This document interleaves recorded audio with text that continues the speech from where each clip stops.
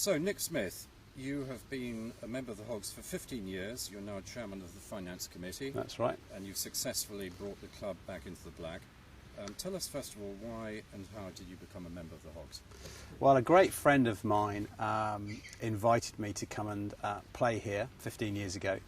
And my first memory I have of that is driving into the ground and thinking, what a wonderfully beautiful place. And we had a great day.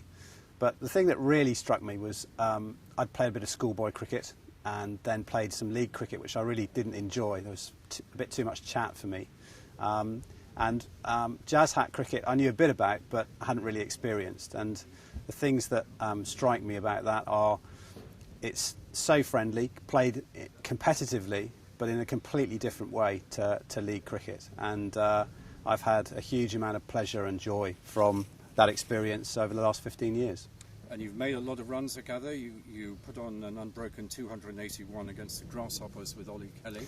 Well, and you made 189 not out. So, what memories of that? It was a wonderful day. I have to say most of the hard work was done by Ollie there, because he took the brunt of the opening bowling, and I was lucky enough to nudge it around, and we ended up with a good day. And most importantly, we managed to win. So it was a good day. Just pick that one up. So if the question's going to be edited out, the question I guess would be more like what has been your favourite memories, and then you can say put the kind of question in the answer. So one of my highlights was when I managed to hit one. Okay. Is that okay? So should we start that bit again? Yeah, that's okay. So you've scored a lot of runs here, and what about the innings against the Grasshoppers? Tell us. Well, that was a wonderful day.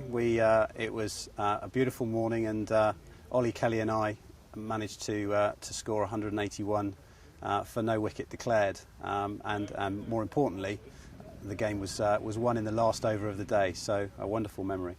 Were you keeping wicket that day as well? I was, yeah. So you were pretty exhausted by the end of it? Yeah, it was. I slept well that evening. You get some catches and stumpings? I think from memory, because it's quite a long time ago, I think there was a couple of caught behinds. And you're still playing? I am, although not as much. I'm kind of more concentrating on giving a bit back to the club in my capacity as the chair of the Finance Committee. Now, when you became chair, tell us about the finances. They were in the red, I gather. Well, I would say that we were just having difficulty collecting some of the match fees and the annual subscriptions. And we needed to have a look at how we could get the club into a more 21st century way of managing the finances. And that's been undertaken over the last 18 months or so. And we now have a state-of-the-art website and database in the background, and an easy way for players and third parties to be able to pay for match fees and subscriptions. And the late Nick Foot, I gather, was instrumental in raising funds for the new pavilion. Absolutely. In fact, he was asked to look at that project, and it was him that was the catalyst for us to have a re-look at the structure inside the club. So his comments and his input were absolutely vital to where we've got to now.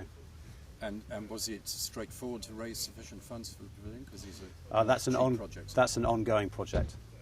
So it's one that we're focusing on now that we've got the structure of collecting funds and subs in the red. And the website and database, you've overseen improvements to that? Well, that's very linked to the cricket side of the club. What we found was that it was very difficult for us to easily understand who was available and what skills they had. That information tended to be in a match manager's head or written down on a piece of paper, whereas now we can access that, and all the match managers can access that at the push of a button, which is a massive step forward. How much longer do you consider you will be able to play for the Hogs for?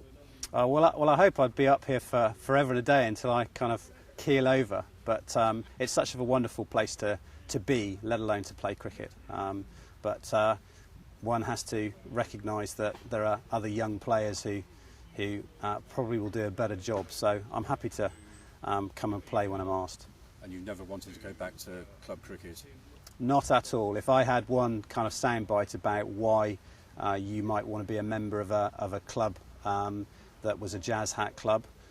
It would be that the game is played in a completely different way than it is in league cricket, and certainly as far as the Hampshire Hogs is concerned, I think we are focusing on trying to make it the preeminent jazz hat cricket club in the world. So we've made quite a few changes to the way that we collect money in the club. How have you done this? Essentially, the club database and website now allow us to collect money via credit card, and that makes life so much easier. It takes the pressure off the treasurer having to go and collect money and take it into the bank. And actually, once you've made one credit card payment, you can click a button, say save, and the next time you push a couple of buttons and your match fee or your annual sub is in the bank account. So that would be the principal difference. And you receive plenty of match fees, presumably from the opposition? Correct. We collect those match fees in exactly the same way, although we still have the alternative to collect them in what I would call the old-fashioned way as well. What are the best aspects, Nick, about being a member of the Hampshire Hogs? Well, the first thing I would say is the people. It's always a pleasure to come and play cricket here with the people that you play cricket with in your team, and without exception, the opposition sides would be exactly the same. That, coupled with a magnificent setting for a cricket ground, would be my highlights.